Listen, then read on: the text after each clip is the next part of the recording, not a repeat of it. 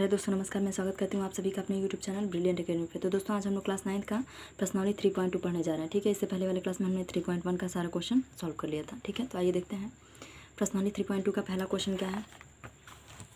देखिए, इसमें पहले क्वेश्चन में क्या कहा गया है, निम्नलिखित प्रश्नों में से प्रत्येक प्रश्न का उत्तर दीजिए। ठीक है, पहला प्रश्न इसमें क्या है, कार्तीय तल में किसी बिंदु की स्थिति निर्धारित करने वाली क्षैतिज और ऊर्ध्वाधर रेखाओं के क्या नाम है। ठीक है, तो देखिए, इससे पहले वाले क्लास में हमने पूरा डिटेल में इसको पढ़ा था, क्षैतिज लाइन को क्या कहते हैं और ऊर्ध्वाधर लाइन को। तो देखिए, इसमें पूछा क्या हमसे पहले वाले क्वेश्चन में हमसे बोला है कि कार्तीय तल में किसी बिंदु की स्थिति निर्धारित करने वाली क्षैतिज और ऊर्ध्वाधर रेखाओं, यानी किसी बिंदु की स्थिति अगर निर्धारित करनी है तो ये जो क्षैतिज लाइन है इसका क्या नाम है और ये जो ऊर्ध्वाधर लाइन है इसका क्या नाम है। ठीक है, तो ये जो क्षैतिज लाइन है इसको हम बोलते हैं यक्ष अक्ष। ठीक है, यक्ष अक्ष, और ये जो ऊर्ध्वाधर लाइन है इसको हम क्या बोलते हैं, वाई अक्ष। ठीक है, तो यानी पहले क्वेश्चन का आंसर क्या हो गया, पहले क्वेश्चन का जवाब रहा यक्ष अक्ष और वाई अक्ष।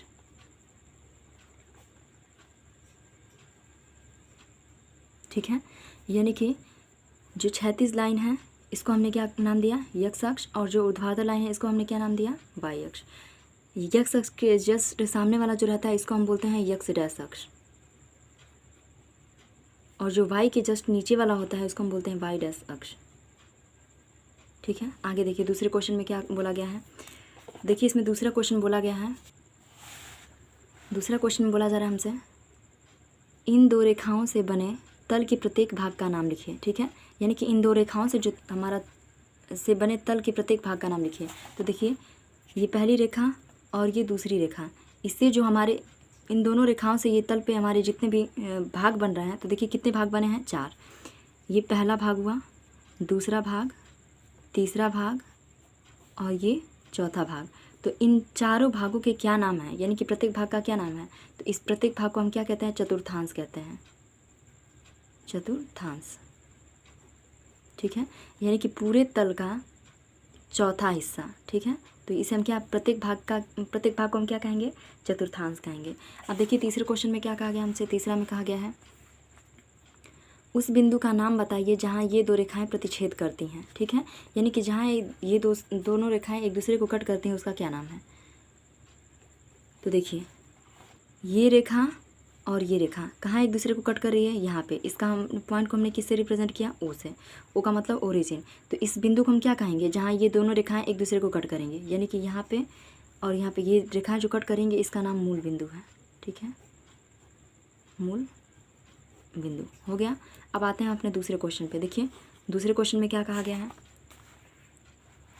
दूसरा क्वेश्चन में कहा गया है, आकृति 3.14 देखकर निम्नलिखित को लिखिए। ठीक है, यानी कि यहाँ पे हमको आकृति दिया हुआ है, इसको हमको देखना है और अपने प्रश्नों का उत्तर देना है। ठीक है, तो दूसरे में पहला क्या कह रहा है, बी के निर्देशांक ज्ञात कीजिए। तो देखते हैं बी कहाँ है।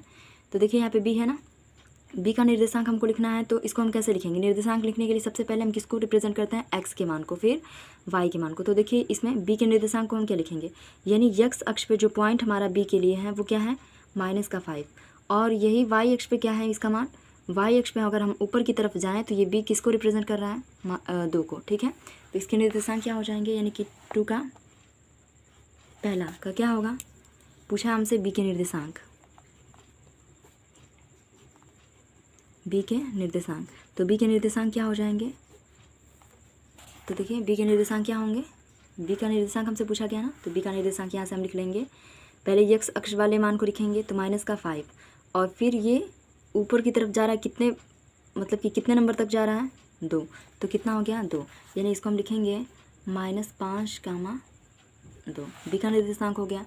अब देखिए दूसरे में क्या कहा गया, दूसरे में पूछा गया है कि सी के निर्देशांक बताइए। ठीक है, सी का निर्देशांक बताना, तो लिख लेते हैं सी के निर्देशांक, सी के निर्देशांक।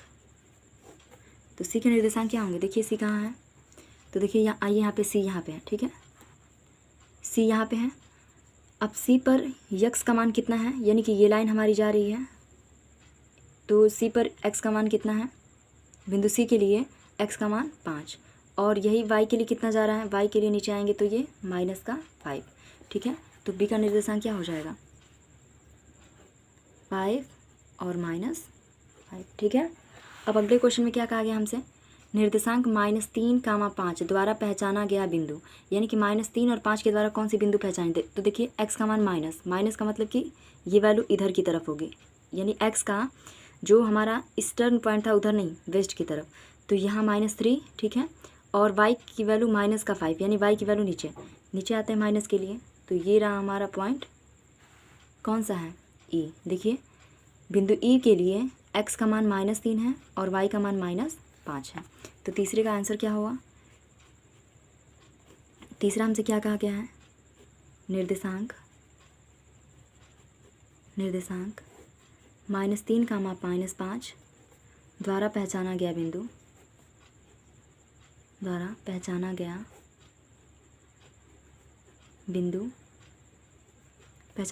का नाम क्या है। तो देख ली, पहचान में आ गया ना, यानी कि x के लिए -3 और y के लिए -5, तो वो बिंदु का क्या नाम है, E, ठीक है।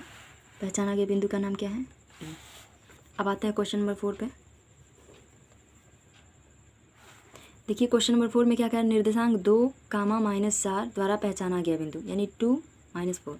तो देखिए x के लिए बिंदु का मान कितना है, 2 पर, और y के लिए कितना है, -4, ठीक है।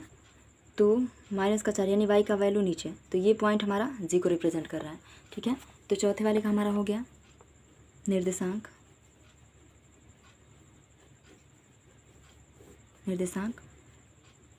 2, -4 द्वारा पहचाना गया बिंदु का क्या नाम है, पहचाना गया बिंदु क्या है, 2 और -4, यानी कि बिंदु G, ठीक है। अब देखिए क्वेश्चन नंबर 5 में क्या कहा गया है, D का भुज ज्ञात कीजिए। भुज का मतलब x अक्ष पे उसका मान कितना है, ठीक है। तो D का भुज, D कहाँ है, देखिए यहाँ पे फिगर में देखिए D कहाँ हमारा, यहाँ पे। तो इसके लिए भुज का मतलब x एक्सिस पे उसका मान कितना है। तो देखिए ये हमारा x अक्ष है ना, इस पे D की वैल्यू कितनी है, 6। तो D का भुज कितना हो जाएगा, 6। तो यहाँ हम लिख लेते हैं D का भुज यानी x की वैल्यू D के लिए कितनी है, 6। तो D की भुज हो गई 6। अब देखिए छठा में क्या कह रहा है, बिंदु H की कोटि का मतलब कि y अक्ष पे मान कितना है y के लिए। तो देखिए y कहाँ है, सॉरी h कहाँ है, h की कोटि बोला है ना, तो h हमारा है यहाँ पर, ठीक है। तो h यहाँ पे है, तो इसके लिए y की वैल्यू, यानी कि बिंदु H के लिए y का मान कितना होगा, तो है -3। तो यहाँ हम लिख लेते हैं बिंदु H की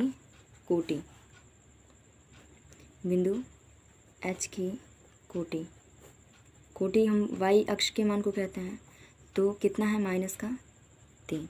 अब देखिए सातवें में क्या कह रहा है, बिंदु L के निर्देशांक, ठीक है। बिंदु L के निर्देशांक, तो आइए L को देखते हैं। L कहाँ हमारा, यहाँ पे है, ठीक है। अब L के लिए निर्देशांक क्या है, तो L के लिए ये x अक्ष पे जा नहीं रहा है, सिर्फ y अक्ष पे ही स्थित है, यानी x की वैल्यू हम क्या ले लेंगे, 0, और y की वैल्यू 5, यानी कि भुज क्या हो जाएगा, 0 और कोटि हो जाएगा 5। तो हम लिख लेते हैं यहाँ पे क्वेश्चन नंबर 7 के लिए, बिंदु L के निर्देशांक क्या हो जाएंगे, तो बिंदु L का निर्देशांक हो जाएगा हमारा,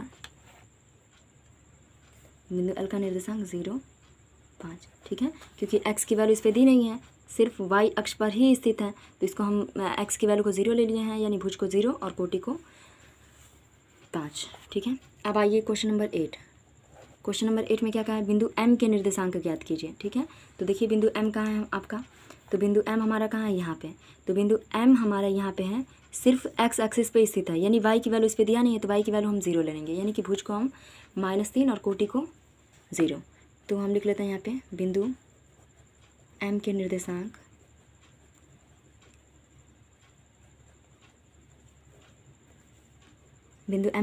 कितने हो जाएंगे, देख लीजिए ध्यान से देखिए। बिंदु M के लिए सिर्फ हमारा x अक्ष ही दिया है, y अक्ष पे ये बिंदु नहीं जा रहा है, यानी सिर्फ x अक्ष पे स्थित है, तो x की मान कितना हो जाएगा, -3, और y की वैल्यू नहीं दी, तो इसको 0 ले लेंगे, ठीक है। यानी भुज हो गया -3 और कोटि हो गया 0, ठीक है। तो आज के लिए इतना ही, ये एक्सरसाइज समाप्त हुआ।